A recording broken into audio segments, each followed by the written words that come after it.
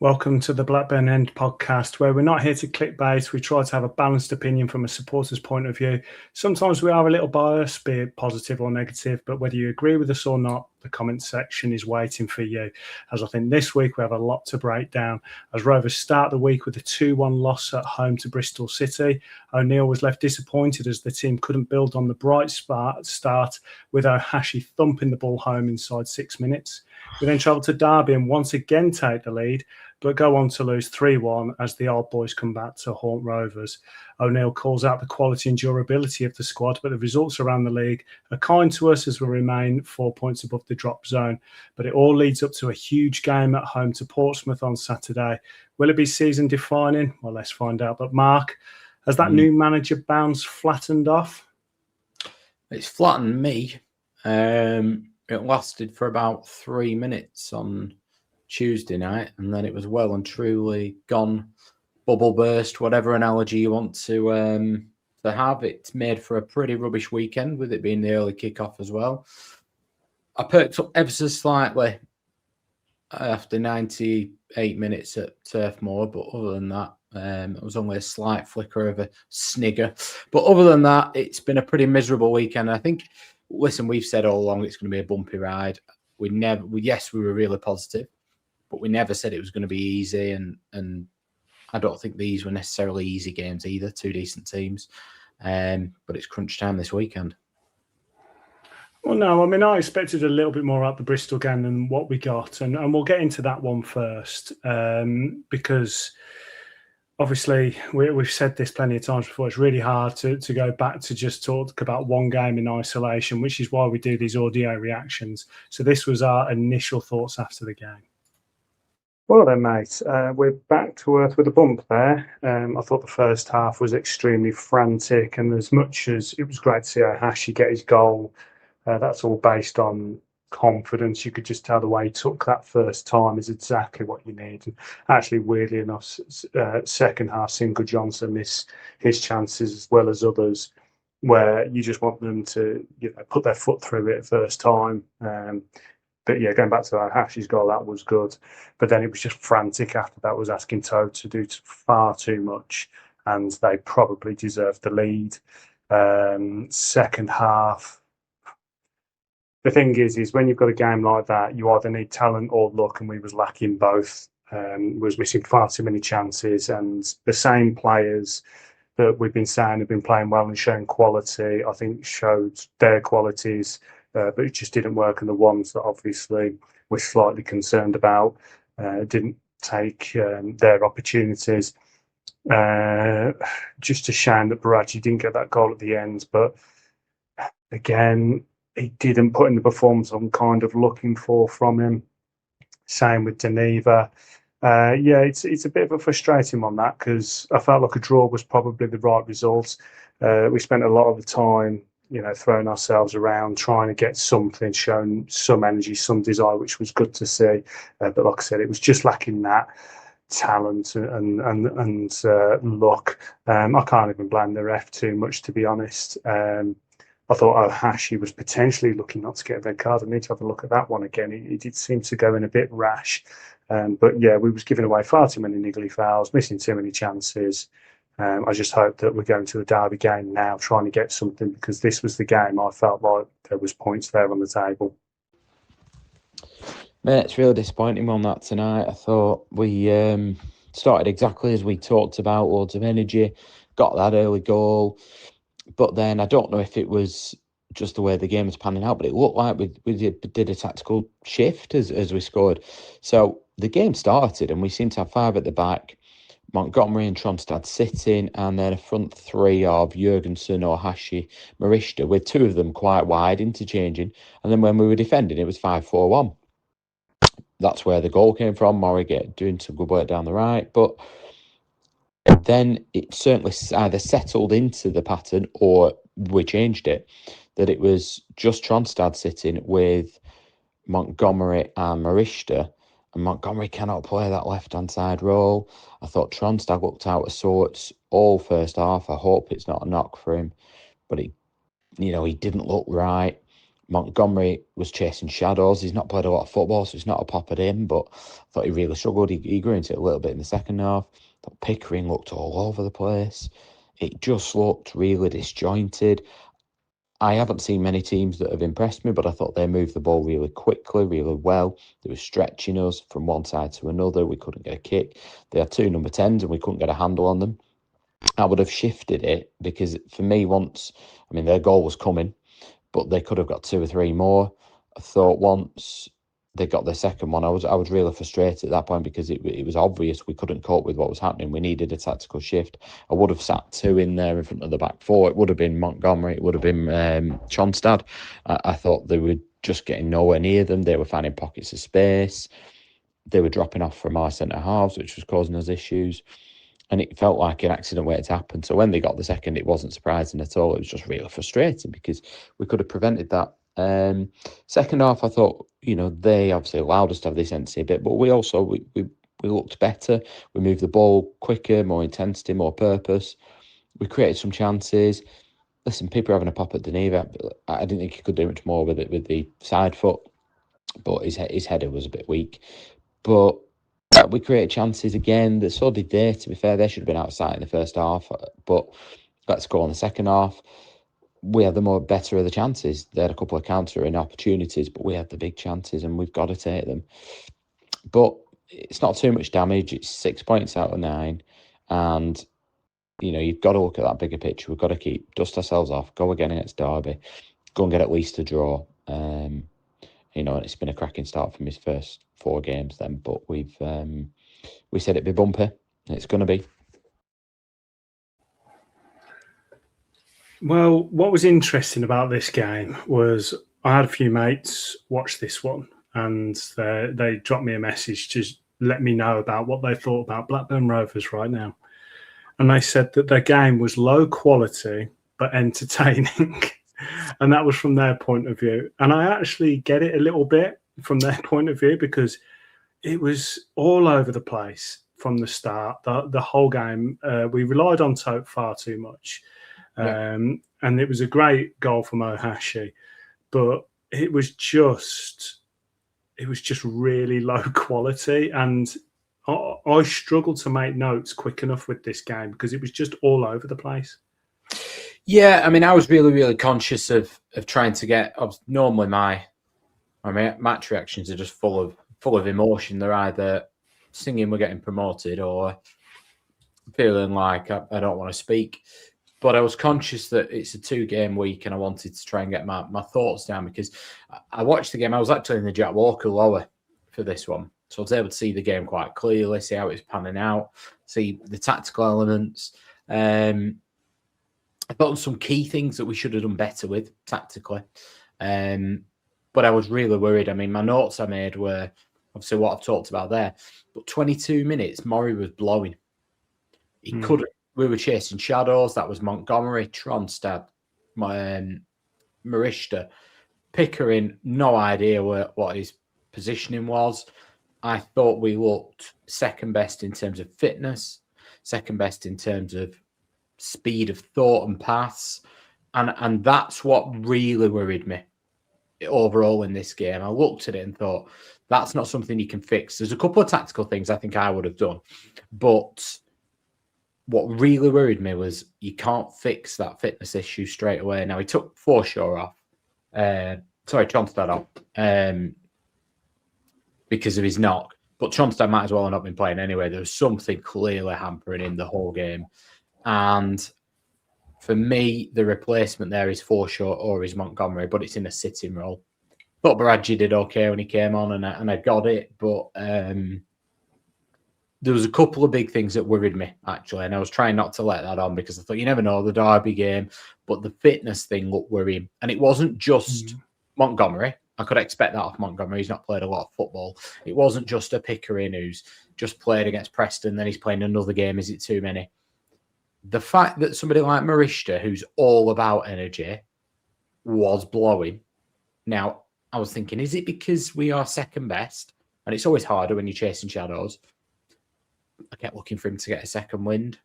Kept looking for the centre halves. Alebiosu, I think, has been way off it.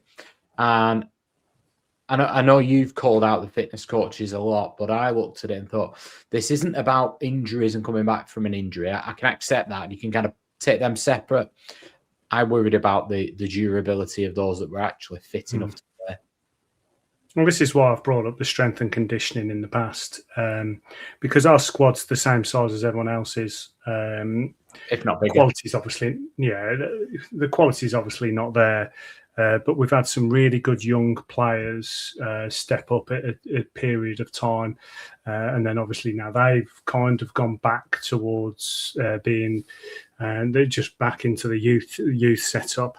The strength and conditioning concerns me. I think part of it with me was they've been asked to, whether they've been asked to, I'm not too sure, but they've shown a lot more fight, desire and energy these last few games. And I think it may have been a little bit mentally tiring as well as physically tiring for them.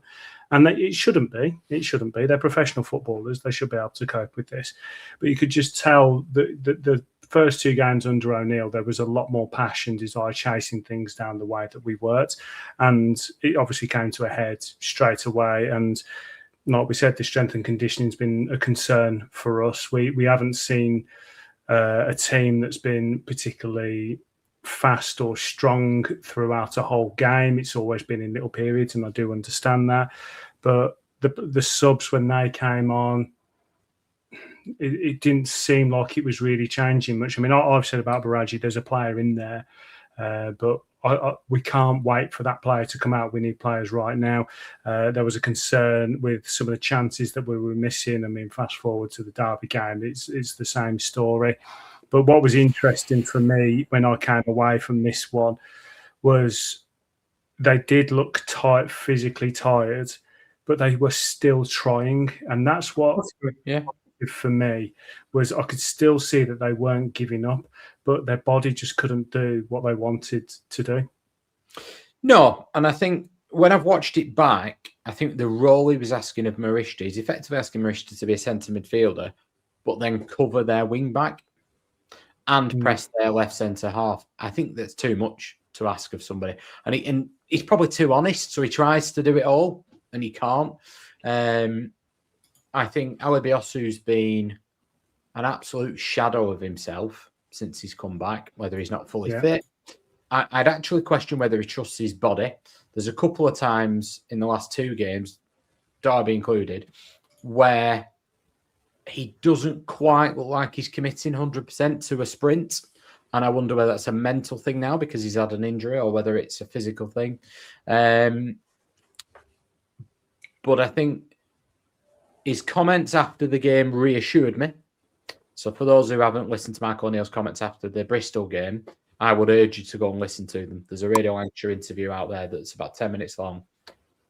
He's very, very honest. So honest. Spot on. He talked about all the things that we kind of picked up in our reactions, but then have now expanded on. He talked about how he is a little bit worried about the fitness of the squad in terms of the likes of Adam Forshaw and stuff like that. He seemed to be hinting at, and then he expanded on it in the Derby game. So I'll talk about it more there. But what we've got is a manager who's really honest.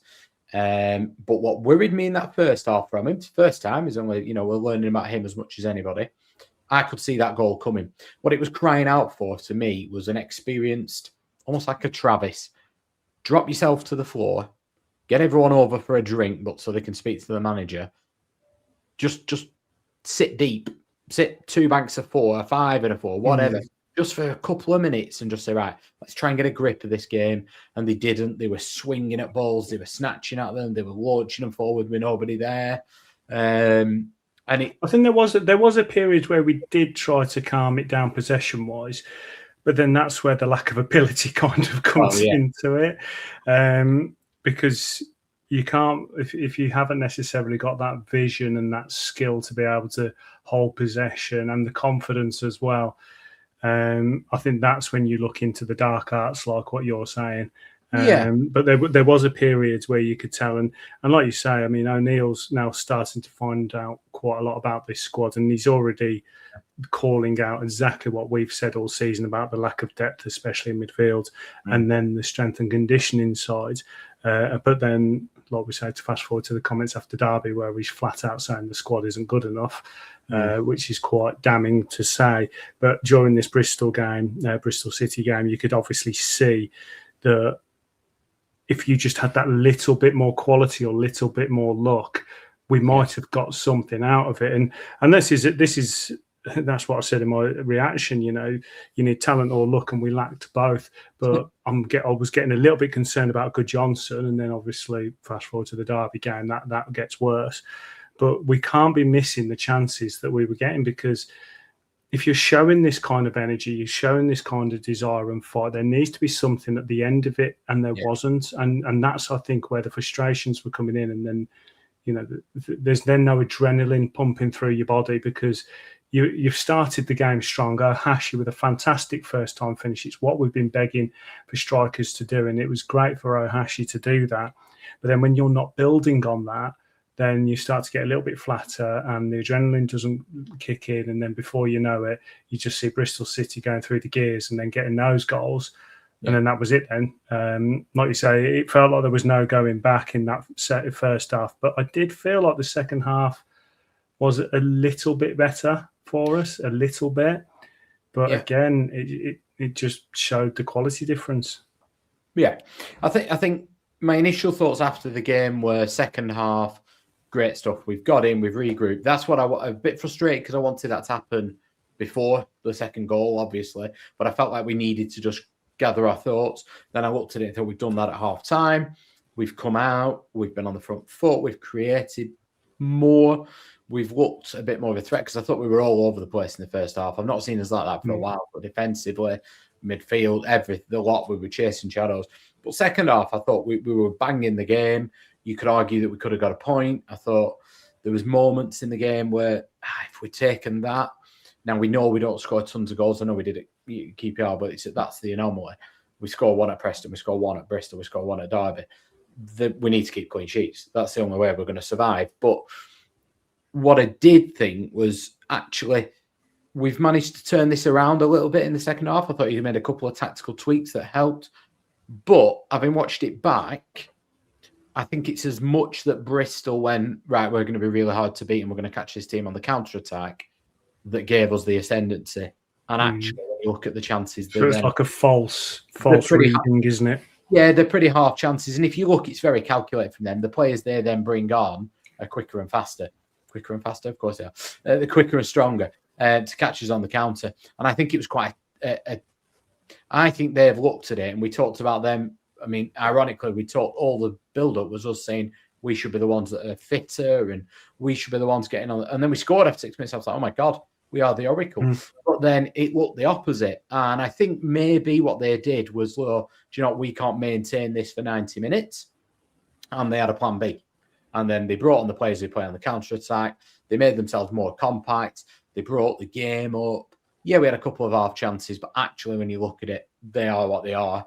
And they had a couple of chances on the counter. So I think it was as much that they tactically went, right, this is how we're going to approach the second half, that gave us the ascendancy when I've looked back at it.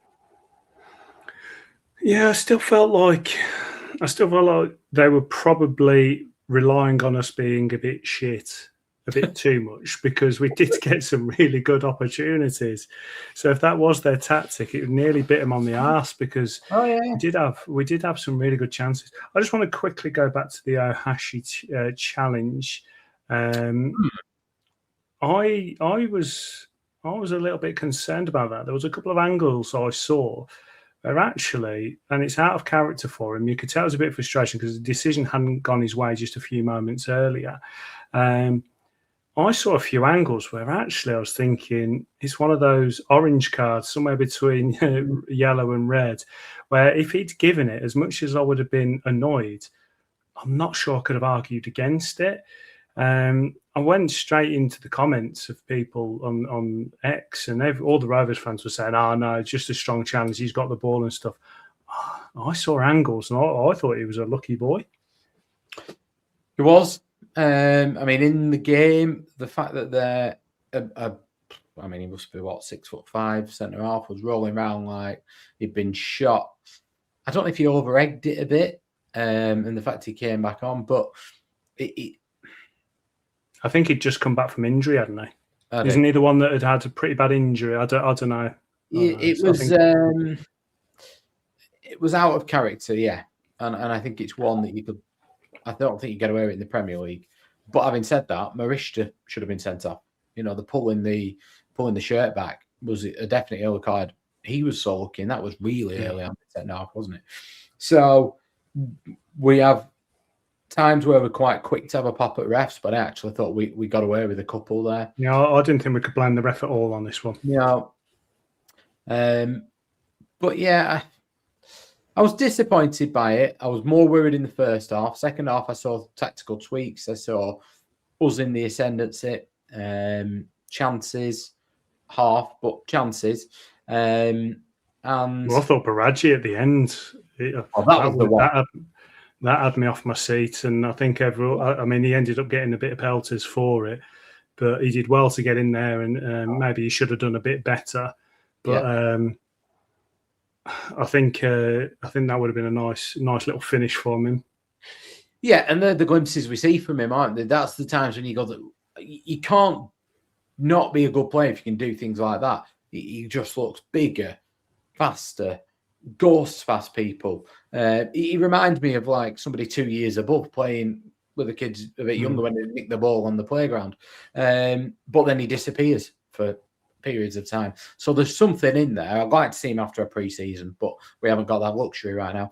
But yeah, I think Afolayan, strange move bringing him on almost in midfield, centre midfield. Obviously just wanted to get him the ball, but I think I saw enough to say I want him as far away from our own goal as possible. But I would have brought him on. So yeah, I wasn't too downbeat. I was disappointed. It's a home game. We've gone 1-0 up. And I thought there was stuff that we could have done to avoid elements of it.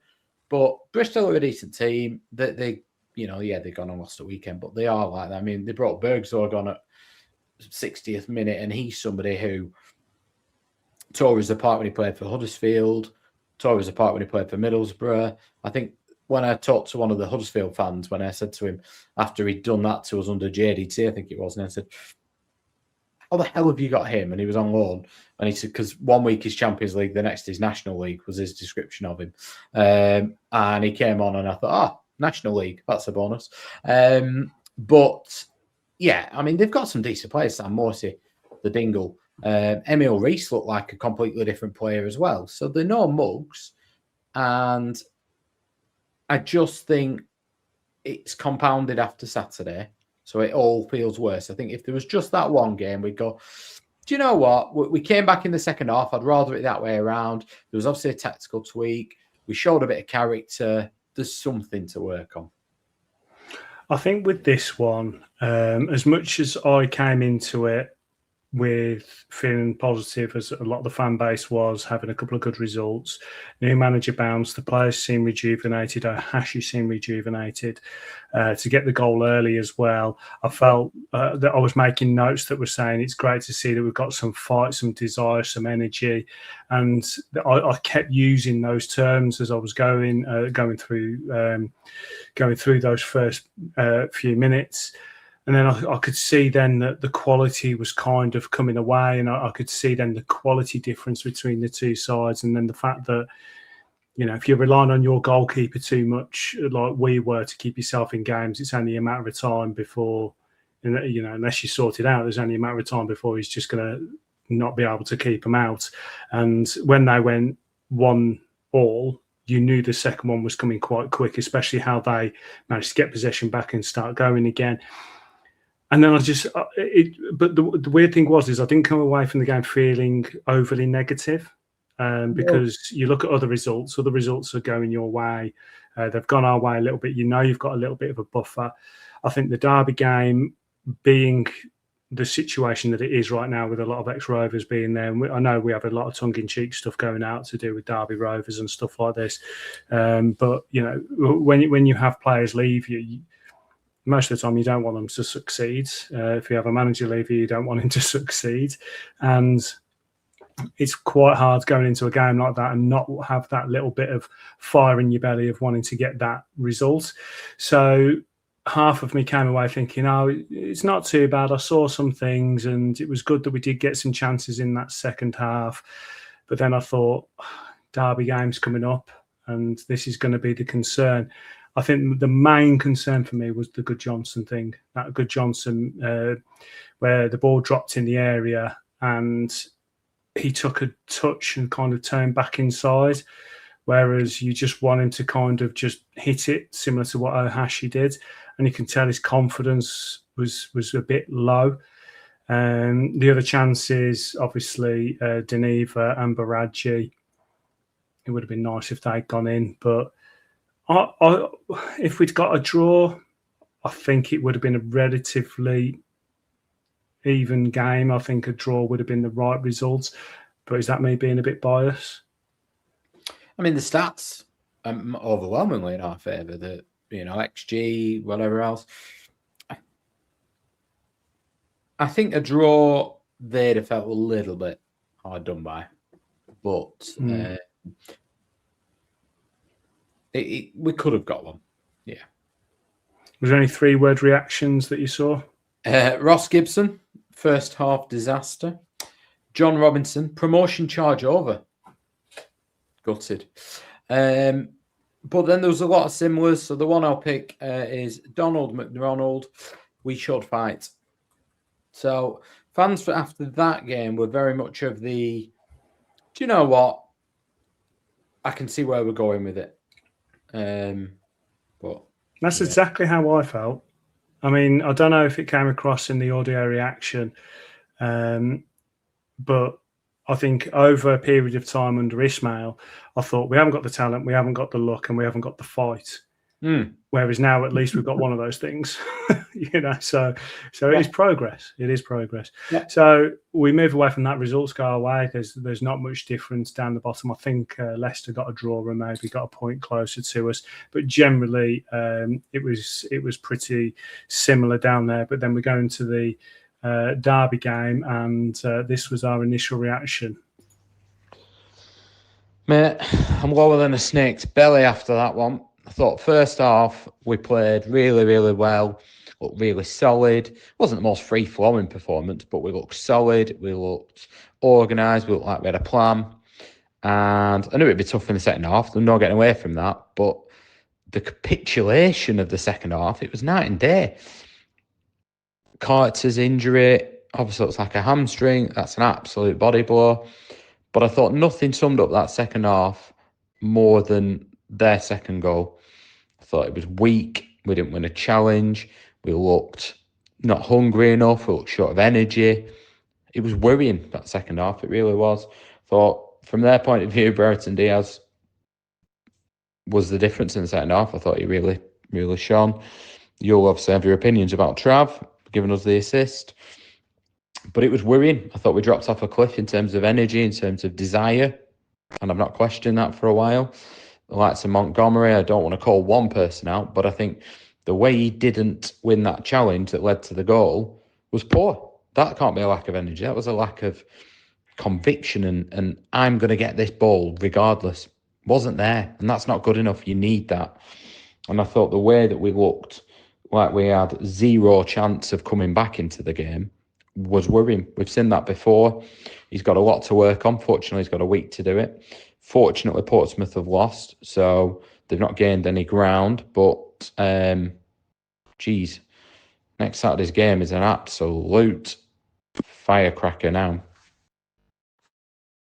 Okay, mate, it's the 85th minute, and I thought I might as well send my full-time voice note now because, well, game's gone. When you're bringing on Gardner, Hitman and Deneva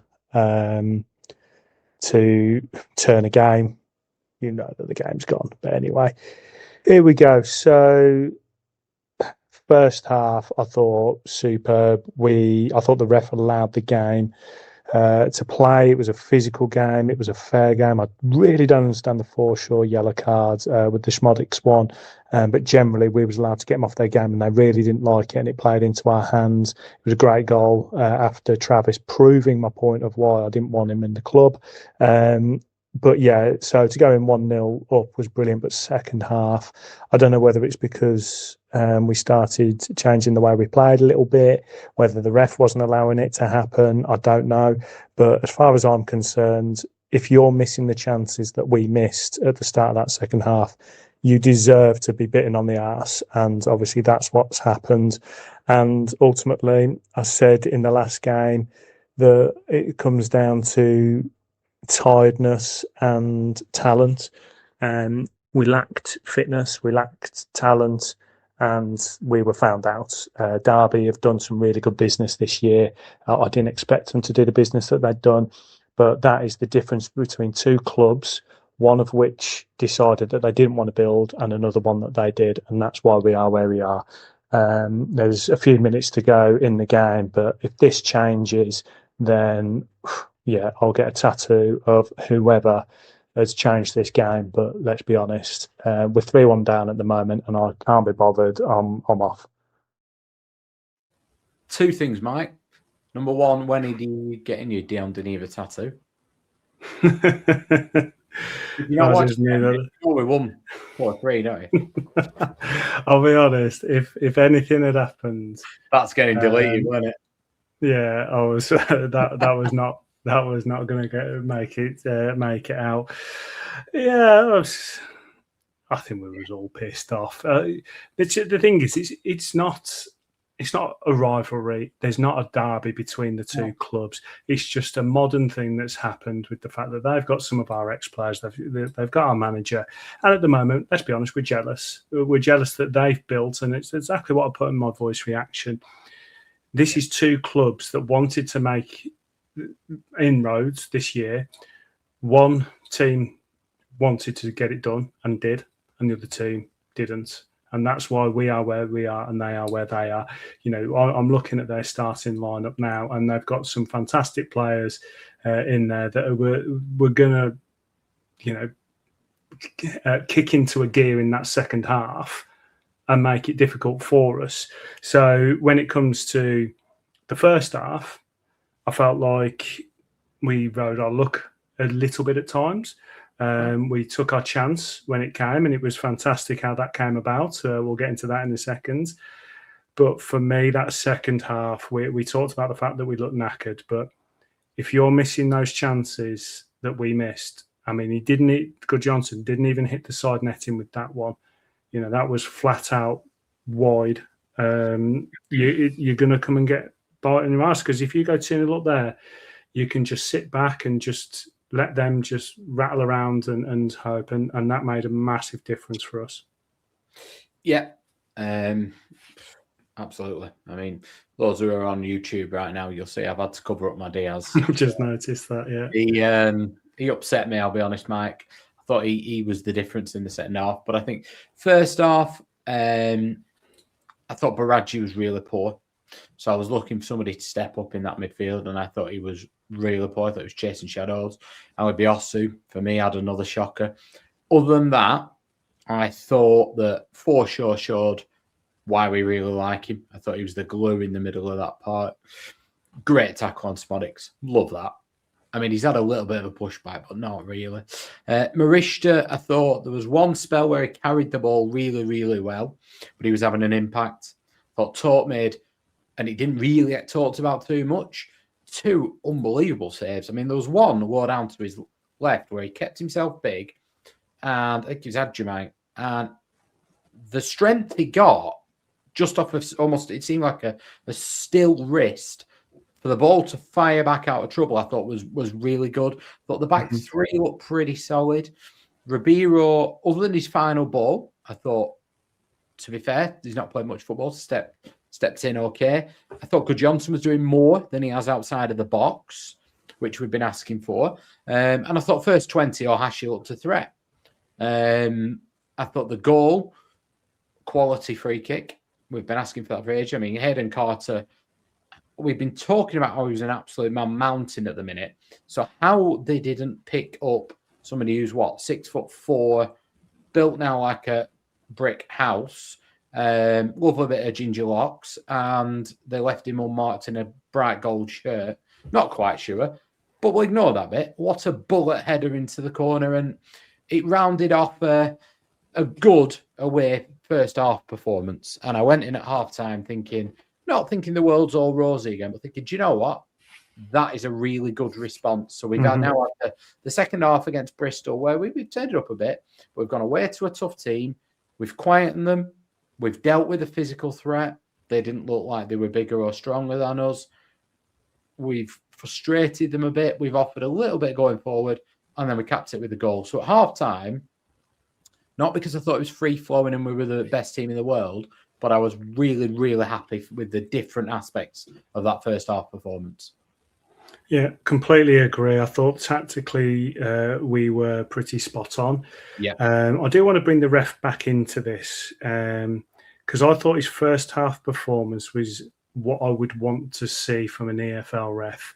Yeah. I didn't feel like we were overly dirty. I thought we were strong. I thought that he gave the correct decisions at the correct times for both teams, because they were the same with us at times. And it allowed us to knock them off their flow. So anytime they got into a flow, we'd get a little bit physical and they didn't like it. And that we're not known for this. And then Forshaw showing all his experience and getting involved with that nice tackle. I'm okay with Schmodix reacting as he did. I mean, what's he supposed to do? You know, I mean, I tweeted out, if you look, John Eustace actually claps the challenge. You know, so I don't think any of them were moaning about the challenge as such. I think he just didn't like the fact that someone had gone in hard on him, and maybe he was a little embarrassed, just a bit of adrenaline, whatever. He just got into his face, and I'm okay with it. I wouldn't have given either player a yellow.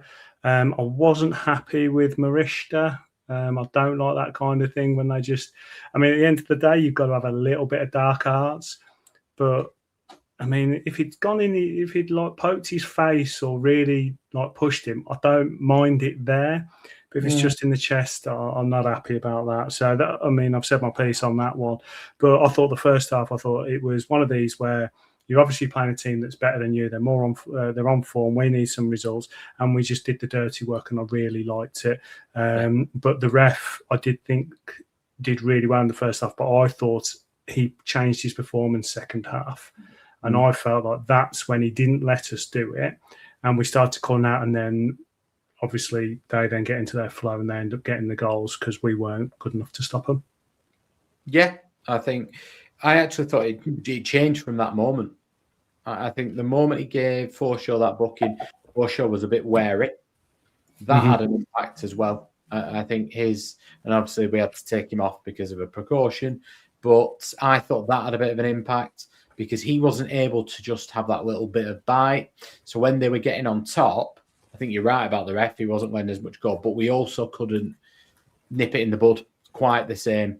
And it's him that was doing it, let's be honest. He was the catalyst for that. And Cashin as well. Cashin was being really strong. I thought he had another decent game. There was a few challenges he put in. McLaughlin, even Carter. I know that Forshaw was getting all the plaudits for his tackle, but I thought quite a few of them were putting in nice, strong tackles that were fair, but borderline. And the ref was letting them go in that first half. And I reckon that they got into the ear of him at half time and said, you know, someone's going to get injured or something like this. And he definitely changed his tune. Yeah. Which allows people like Bobby Clark more time on the ball. And if you give him a touch more time, you've got a problem. I thought Díaz carrying the ball, listen, people have their thoughts on him. But we couldn't cope with the physicality. And he was getting them up pitch so quick. Then they had Adjumang, you got Smodix floating around. You couldn't just focus on one of them. But I thought we also looked slower. I've watched it back to see what was going on. Was it just the way they play? Was it tactical stuff? We faded. Absolutely fell off a cliff. And that lack of energy added to then the Forshaw issue. Then we made subs that weakened us. Just meant we weren't getting that as close to them. And that, I think that goes back to your point in the last game when you said about the dark arts of just going to the floor and buying some time, I think if the ref had allowed us just to be that little bit more physical, I think it would have bought us a little bit more time as well. I think because then we couldn't keep up with their the fact that the game was, being able to flow a little bit more, and we couldn't just challenge them. I do think it did play into the fact that then we can't knock them off the ball. We have actually got to chase them, and we haven't got the fitness for that. No, we haven't. And I said in my reaction, the second goal, it was actually the third goal, I thought was disgusting, because it was players that have come onto the pitch that were fitting up. And I think that's the first time I've seen for a while where I thought there wasn't enough desire in that challenge. You go into that challenge, you come out with a ball and or the man. Basically, they're not progressing from there onwards. And once we didn't, we were finished. And I didn't like that sign. So I came away from the Bristol game going, do you know what? We've turned it around a bit second half. We've made a tactical change. So from the manager's point of view, am I kind of all right with it-ish? Half-time on this game, I was buzzing. Not because I thought we were the best team in the world, but I thought, what a good away performance. Following the Bristol game, we've come back again. We look tactically like you spot on. Thought first time in a long time, obviously the Preston game, but I've looked at an away game and gone, we've done some homework here. We've worked on it. It's working. I thought they probably did more of that than us at half time, though. We tried to just go, right, perfect, lad, same again, and we couldn't. But I came away from the second half thinking, I mean, we don't know the extent of Carter's injury. They're talking about it being a precaution, but he's been a colossus. For sure, I'll talk about O'Neill's comments in a second, but I think we've got to find a way of getting him on the pitch more often if Tronstad's not going to be fit. But then it's got to be Montgomery in the sitting role. But Montgomery, he looked like an inexperienced player, and I don't see that from him all the time. I think with him, this now goes into the fact that he hasn't been used enough throughout the whole season, and now we're throwing him in here or there, and he needed experience. He needed a run of games, and it's very, very difficult. And this is when we go back to managers being in preservation mode. They don't want to risk their career for a young player. When things aren't going well, they're not going to go and put a Montgomery out there. And we've talked about how he actually was a key player in games like back in Sheffield Wednesday games and stuff like that. But they're going preservation mode, and they're like, right, I'm just going to stick with what I know. I'm going to put my best experienced players out there. And then if we don't win, I can just say, well, look, this is what all I've had to work with. They're not actually thinking about the future of the team and the future of the club. And that's why now, when you do get an injury to a Tronstad and Forshaw being the age that he is, can't necessarily play every single game, twice a week, that now you're relying on these players, they're not ready. And I get it, because, we weren't in a great situation, and he's then starting to think about his own job. But we needed to start using Montgomery more and more. I know that we had, obviously, Gardner Hitman come on, who's not exactly World Player of the Year, but we needed some players to come. We needed to bed in some players a lot earlier this season, and we just didn't. Yeah, I mean, Montgomery struggled with injuries as well, and consistency in that sense. But for me, he can play in the number 6 role, and that is it. He has to sit in front of the back 4. I think he looked every inch a player who's not played much. You're right. I thought that O'Neill's comments after the game, where he kind of expanded on what he said against Bristol City, but went further. He said, for those who haven't heard him, listen to it again. It's about 10 minutes on Radio Lancs. He then called out the quality of the squad depth. I think the squad, we had 27 players, didn't we? So we couldn't fit them all in the squad. But it's so imbalanced. We've got too many centre-halves. We've got about 8 now. But I question how good they are. We've got that more left-footed centre-halves than any club must ever have had in history, and not enough right-footed centre-halves. We've got an abundance of bang-average centre midfielders and not enough good ones. We've got people who play on the wing but don't look like they're really wingers. and then we've not enough options up front. So we're so imbalanced, it's unbelievable to say we've got the biggest squad we've probably ever had. So he's not wrong.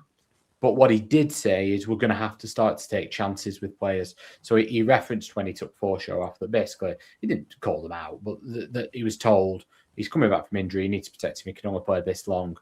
And we have seen with Forshaw time and time again, you play him a second too long and off he goes injured. And we've said this season we should have managed players better. So I'm not being consistent, but I agree with him because what he said is now's the time we need results. And he basically saying if I could have guaranteed we'd have got a result today by playing Forshaw, I'm going to take that risk. And I think he's right now. You look at the game on Saturday coming up against Portsmouth, if we are 70 minutes in and Adam Forshaw is a key cog in that team, we can't take him off to make sure he can play against Oxford. We've got to just focus on one game at a time. It's an old adage, but it's never been truer now. We have to look at, particularly if it's against Portsmouth at home, we have to win that game. And it's almost like there's no tomorrow if you don't.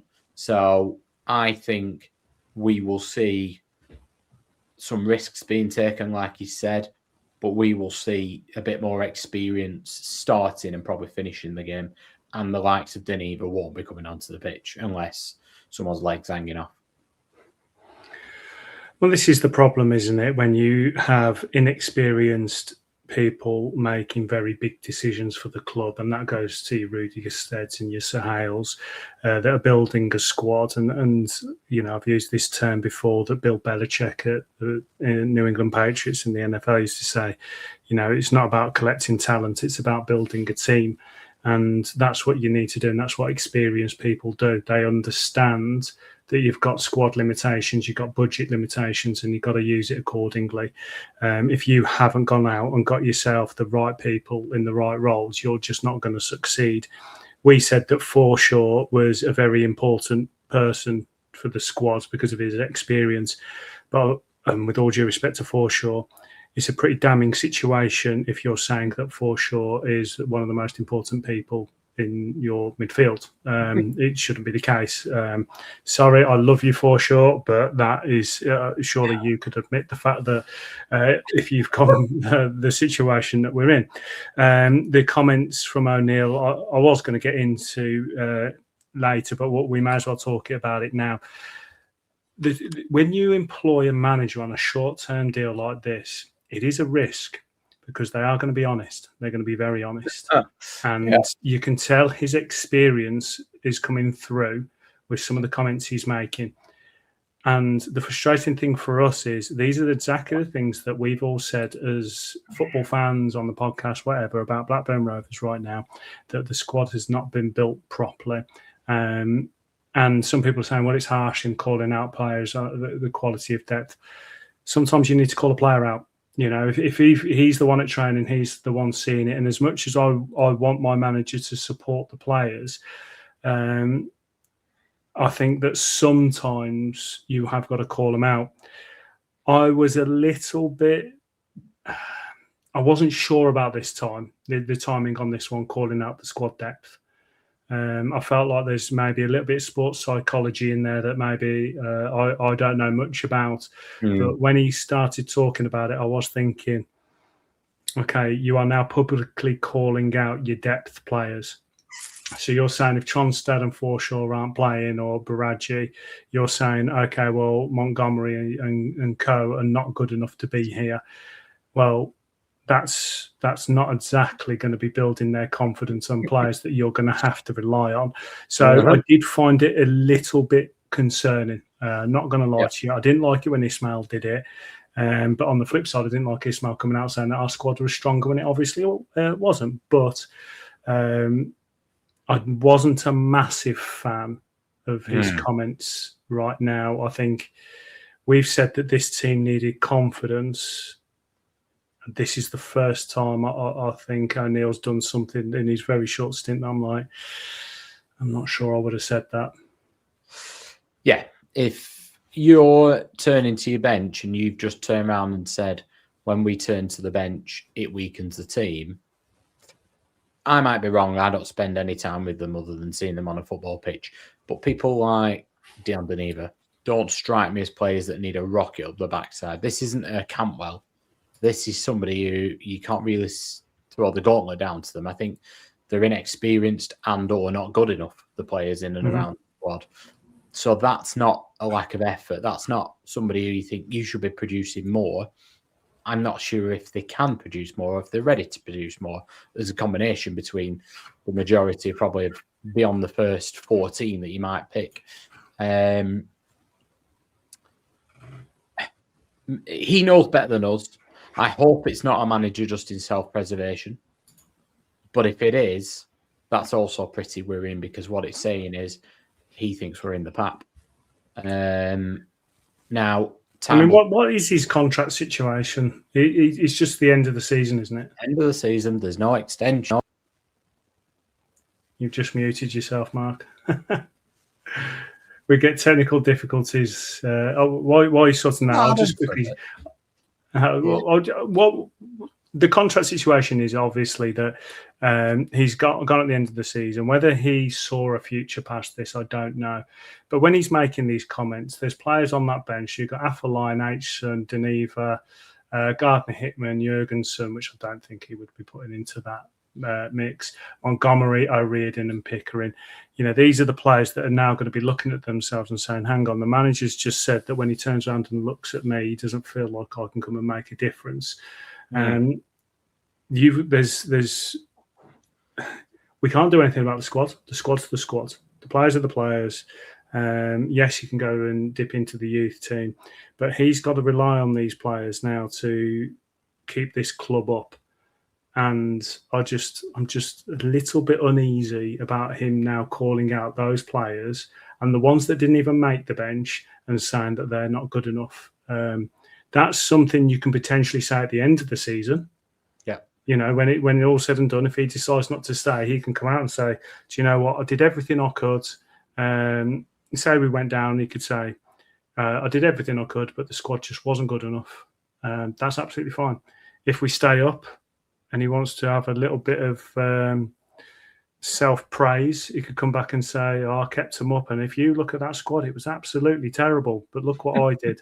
That's absolutely fine. And if he stays on and wants to build and says, do you know what, I need to get rid of these players and get new ones in, that's absolutely fine. But right now, I feel like from a sports psychology point of view, I completely agree with what you said before you went on to mute, was Deneva doesn't strike you as a person that needs a rocket up his arse. He's someone that needs a arm around his shoulder. I think you're absolutely right. Yeah. I think it worries me because, like you've said, if he was a longer-term manager or we were mid-table now and you're thinking, do you know what he's thinking about next season, I'm kind of all right with it. But if he feels the need to say it now, I'm not sure what we gain from it. Now, we don't know. Maybe he's talking about... when you listen to the full context, he's not just basically said, listen, I turn around to the bench and I think they're all crap. What he has said is it's weakening the team or they're not fit enough yet. And he's not having a pop at them saying that they're out on the, on the Lancashire weekend. He's just saying we've not got the players in a place where they're ready to go or they can play 90 minutes. I'm having to make decisions based on fitness, not just how they're playing or tactics. So there's a lot that's gone into it. But at the same time, let's not dress it up. He has said that the quality and the depth is not there. So what he gained from that? The only thing I can think is he's either he is calling out a Campbell. Is he injured? Is he not? Is he calling out somebody like an Affleline saying, listen, you're an experienced boy. I know you've not played much, but you need to be giving me more than this. Maybe. But I suspect... and my fear is that he's looked at it and thought, I don't think I've got enough in this squad to keep us up, because he talked about we can't play 90 minutes. We can't get over the line. We're having to think about, changing stuff, not for the benefit of the result, but because of the way things are and the team and the squad, fitness-wise. Is this a manager that's thinking, I need to just plant some seeds here to protect myself when this goes wrong? I worry. Hopefully it's not. I don't like that. I mean, I get it. I do get it. And I do feel like, sports are tough. You've got to call athletes out, and the reason they're paid the money they are is because they're in the public eye, and there's an expectation on them. So I do get it, and maybe it's me being a little bit woke, a little bit soft, and like we know, I do a lot of coaching. Obviously, it's more at youth level, and I've never felt like shouting at anyone's ever worked. But maybe that's just me being a little bit soft. But to call people out in public when you've got some tough games coming up, maybe it's going to work. And maybe next week I'm there saying to you, "Oh, what a masterstroke this was! He's called them out, and they've absolutely reacted." Maybe it's going to be brilliant and it's going to work out. But I'm just a little bit uneasy on it. But I do want to just go back to the Derby game itself. And I want to compare Derby to us and the work that they've done to improve. And it's not just a John Eustace thing, but it's just how they've been backed and how they're going to do it. Now, Ben Brereton, for me, I think this is his level. I think he just knows how to play the league. I think he knows how to set himself up and work it. And I think that's what he's done. But what's frustrating me is when I see a game like this, it just shows how far we've dropped, how quick. Like you look at last season where we were, we should be looking when these players are available, the Schmodics, the Brereton, we should be looking at these players and coming back to us and saying, do you know what? We're pushing this year. Come back to us on loan, whatever deal that they've got sorted, come back to us and we're going to push on and you can come home, come back to us. And yet, it just was never an option. And I was one that thought that Brereton was a flash in the pan when he was with us and we needed to cash in. And Schmodics, I wasn't that far off a similar opinion with him. And I was glad to get some money for Schmodics and obviously went to the Premier League and Brereton went off to Spain. But all it does is when I see a team like this that have built and done things properly, it just makes me so more frustrated about where we are compared to where we'd finished the season last year. Yeah. I mean, the club will point to the fact that Derby get 30,000 a week and their season tickets are probably more expensive, their match tickets, their merchandise sales. But I also point to the fact that they've gone into this January transfer window wanting a bit of a difference maker. They've already got Carlton Morris, they've got Díaz, they've got Adjumang, who they spent big money on, and they've gone and give John Eustace, Sammy Schmodics. There you go. Get yourselves over the line into the playoffs. We gave him Emmanuel Dennis and Coley Woodrow. And Emmanuel Dennis was reportedly on a lot of money, wages-wise. Now, Sammy Schmodics wasn't available. But that's a difference maker. That's when you go, we need to strengthen the forward line. Here you go, pal. Go on, now get yourself over the line. Then you can sit back as somebody behind the scenes and go on then. And they'll talk about how wages are a bit of an issue at times. But Emmanuel Dennis was reportedly on plenty of money. They'll talk about how we have money for transfer fees, but that will now with P&S and it will whittle away a little bit. Well, then give somebody a signing on fee. Go and pay a loan fee. If it's going to go, not now, I don't necessarily mean, but last year the frustration was there. We were close. But ultimately, that's why the manager chose the route he chose. We all knew why he chose Derby. It wasn't because it was necessarily close to home. It's because he felt like he will be backed. Now, he's still got a similar model. He's still got people picking his transfers. He's got a committee. There's players he didn't particularly want, but they've given him a compromise. They've given him, right, well, what attributes do you need? Well, I need somebody who's... They've given him Adjumang because that's the one they wanted, but then he wanted somebody familiar to the league. So they've given Carlton Morris, who we looked at last year, and the club went, no. They've given him Ben Brereton Díaz, and then they've gone and got him Schmodics. So there's a balance there. We want to bring in these players for the club. What do you think we need? And if you're bringing a manager to a football club, that's because you think he's going to get the best out of your team, surely. Well, then take his advice. He's more qualified than a sporting director, I would argue. to know what his own team needs and what, yes, I'm sure there are some dodgy people out there that want to line their pockets and blah, blah, blah. But I would say the very, very vast majority of managers want better players. Now, they're always going to want them, but want better players to make a better team so they get better results. Well, sure, that's what we all want. And I'm not convinced, and I think we probably need to have this debate at a later date, but I'm not convinced the sporting director model works. It's not reducing our turnover in players. It's not necessarily yielding massively good results.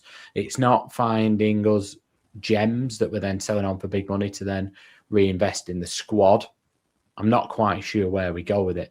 Would we have been better off this season if we'd have had John Eustace and had a squad of 19 really good, solid pros instead of 27 majority bang average ones, and then filled it with the kids just to back it up?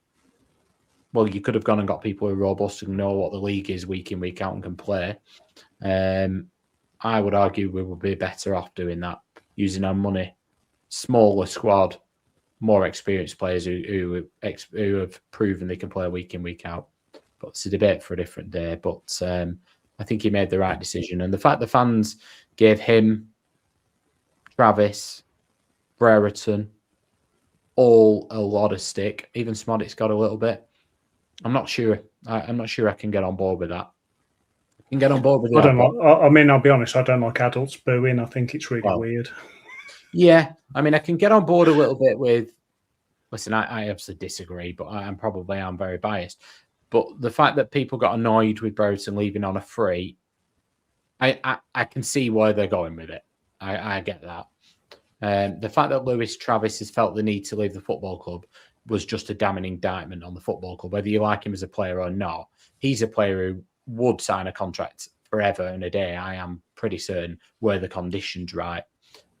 Maybe I'm wrong. I don't know. I've not sat in negotiations with him. But I think if a player like Lewis Travis, who's in the nicest possible way an average championship player, you can't retain him at your football club when he's been there for a long time, then he's not happy there. That's not about money, just. That tells me that he doesn't believe in what he's doing day in, day out. And that was my worry with that. And I don't think you can have a pop at him for that. John Eustace, I think it's been proven right. Oh, yeah, 100%. It's been proven right. And giving players stick during the game, I'm okay with it, to be honest. If it gets them off their game and you're getting in their head a little bit, I think that's what the whole point of supporters are supposed to do, really. Support your boys, try and put their ones off. But then after the game, I think there's an element of respect, after the heat of battle. I didn't see anything after. Like I said, I was done with the game. The concerning thing for me, and obviously we're getting into a deeper conversation, is it has felt like, especially since the JDT Brereton era, John Eustace came in, seemed to build something, and then when he started to show his displeasure, that went around the club very quick. That way of thinking went round, and it got to a point where players and coaches were just thinking, anyone but us. Like, I will go anywhere but be here. And it's never been like that as a club. Everyone that's left has said they haven't wanted to leave. They've loved the club, the family environment.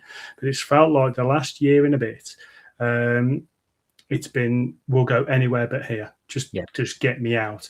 And that's what's embarrassed me about this club, because it's never been like that. I haven't been used to it. I don't think many of us have.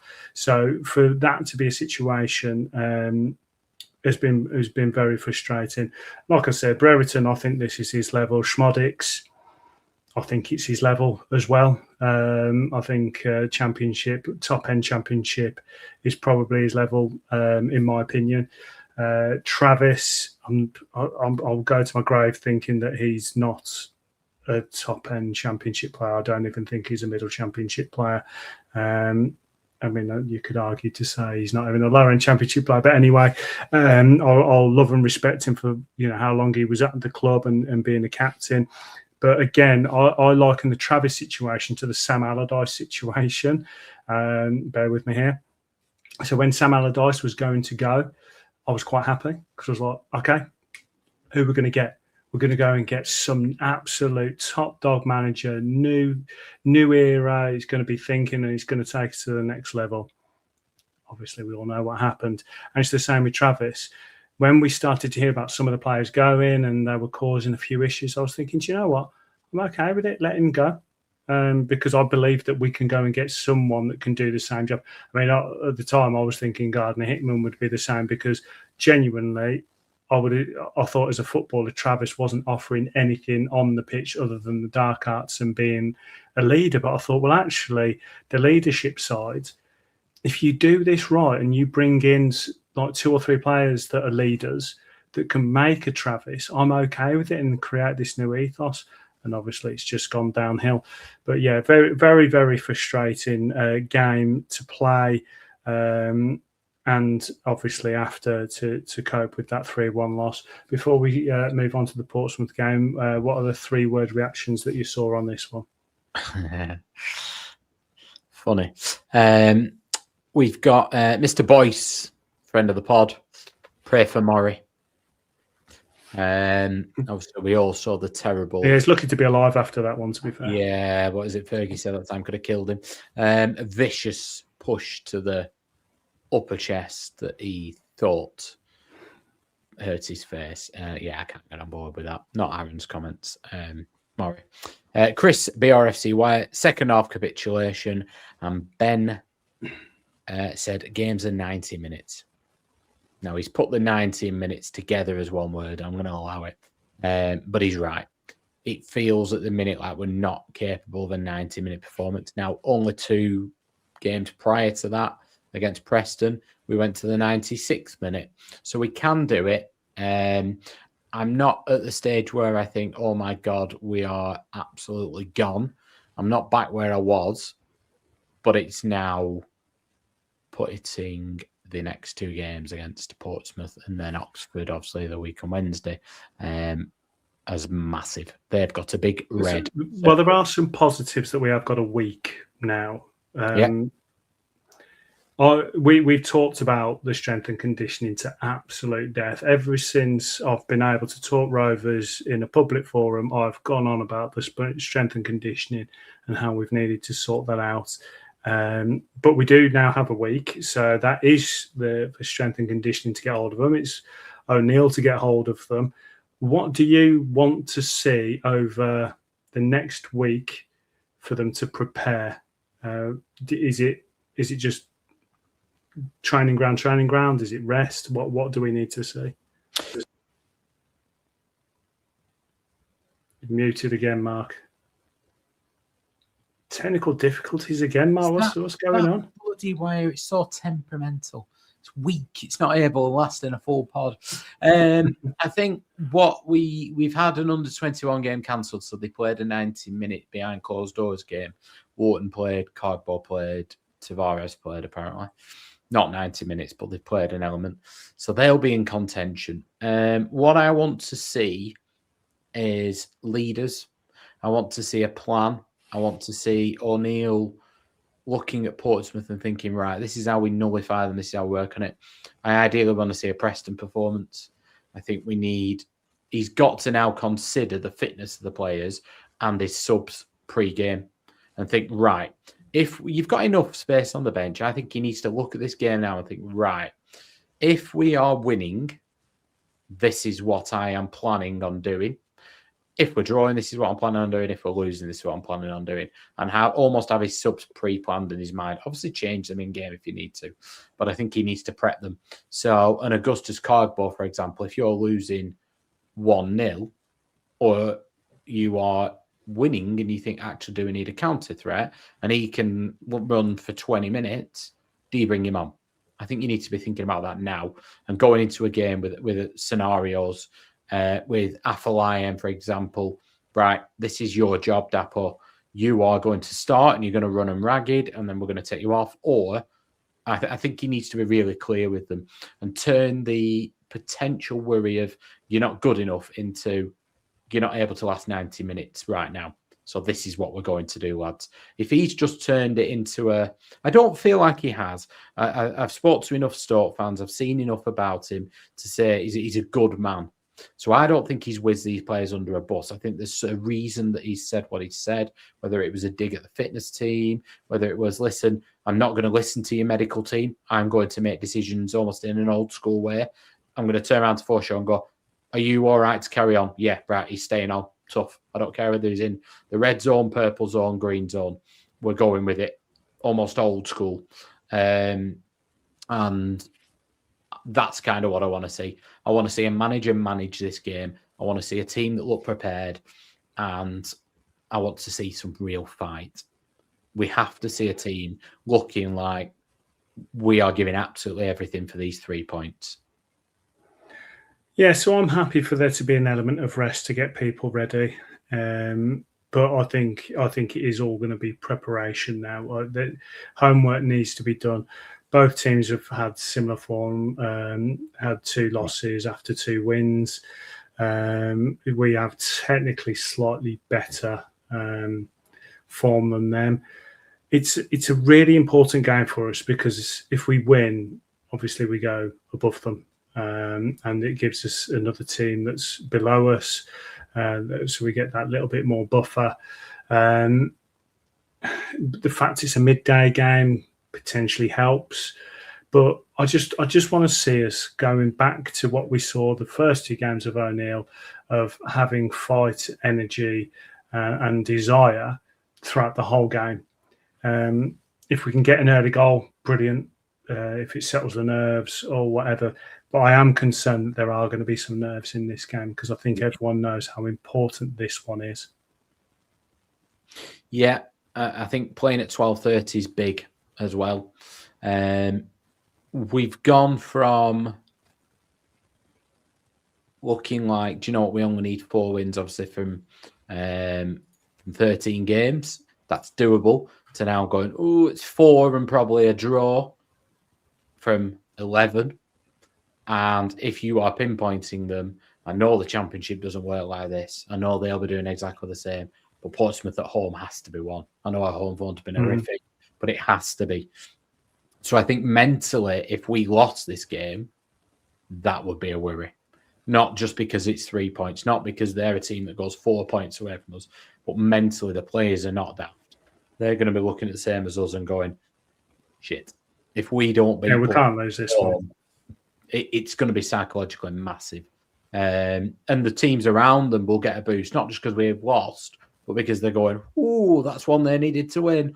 It gives everybody a bit of a boost. And we could end up, it'd take a fair goal swing, but we could end up below West Brom, who are in free fall. Whereas I think if you go at 12:30 and we win this game, we go above Portsmouth, they'll be looking at this game similar to us. We've put a buffer of 2 games away from West Brom, 3 games from Leicester, potentially. You start to go, actually, the finishing line's back in sight. You roll into the Oxford game, and you could probably cut away a draw then from Oxford. So it just buys you a little bit more leniency, doesn't it? Because if we're thinking positively, there is potential if results go away, we could go above Charlton. And I think Charlton could well be right back in this after the weekend. But I just think psychologically, as much as anything, if they lose on Saturday, they're going to be looking at the rest of the games. If we can't beat Portsmouth at home, where are the results coming from? And it will feel very, very negative. So we need to win it, really. But if it was a really positive, getting stuck in performance, Carter's back on the pitch and you think, right, well, he's not that bad. Maybe even a Tronstad was back there, all these kind of things. You go, do you know what? Actually, I can see some light at the end of the tunnel. Carbo's coming back after Lions had a few more minutes. Forshaw's got through a game. But there's a lot of ifs in that. I don't think it'll be a pretty game. Josh Murphy, I think, is out for them for the season now, a massive player. So they've had a body blow. It's not just us having these, but it's a massive, massive game. It's one that I would absolutely, not that anyone listens to me or us necessarily, but please get down on Saturday. Please get behind the lads, make some noise. I don't care whether you like Venky's, you think you're supporting them or not. it's not about them right now. I think if we did go down to League One, it's a long, long way back for us. Please get yourself in the ground. Please make some noise throughout that game and just give us every chance possible, because it's a huge, huge game. Well, the good thing is the teams around us have some pretty difficult fixtures. Leicester have Ipswich away, West Brom and Sheffield United away. Obviously, we're playing Portsmouth. Charlton have Birmingham at home. Oxford have Preston away on Friday. So you're kind of thinking that results could, if we get a win here and we go up into 18th, and then you've got Charlton, you've got Portsmouth, West Brom below us as the buffer to Leicester and Oxford, and obviously Sheffield Wednesday have already gone.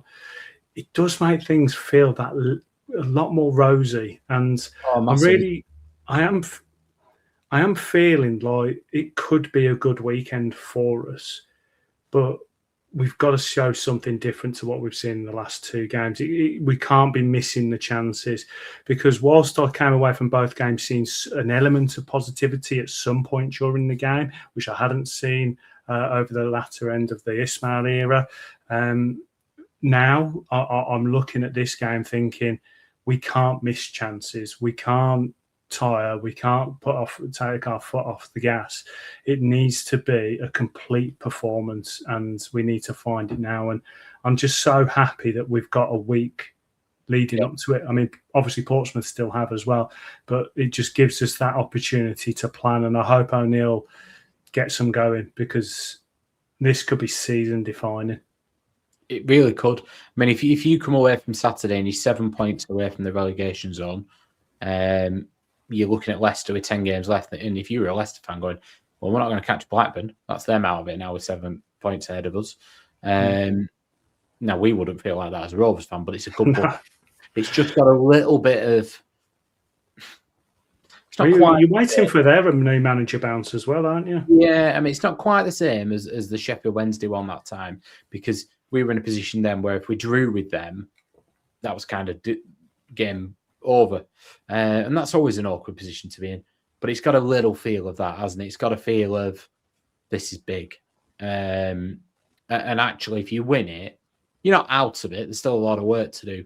But then you go, well, actually, do we need 3 wins now from 10? So it again feels much more doable. Massive game. Please get behind the lads. And if we go 1-0 down, make it even noisier. I agree. Well, we knew that this season we'll be fighting for something. We just hoped it would be for promotion, not for just staying in the league. But I think we'll leave it there, Mark. I feel a little bit better after talking to you. Yeah. I mean, it's Monday as we record this. I'm nervous. The nerves have started, so God only knows how the players are feeling. But yeah, no, I do. I feel like, listen, we've put the weekend to bed. We can move on from it. We've got a big week. Let's go. Yeah. And obviously put all your comments down below on what we've spoken about.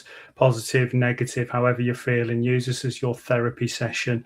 We're here to all be together and talk about Blackburn Rovers. But Mark, thanks for joining me this week. Thank you very much, buddy. And thanks again, everyone, for listening to all the good stuff. Like, subscribe, share the podcast.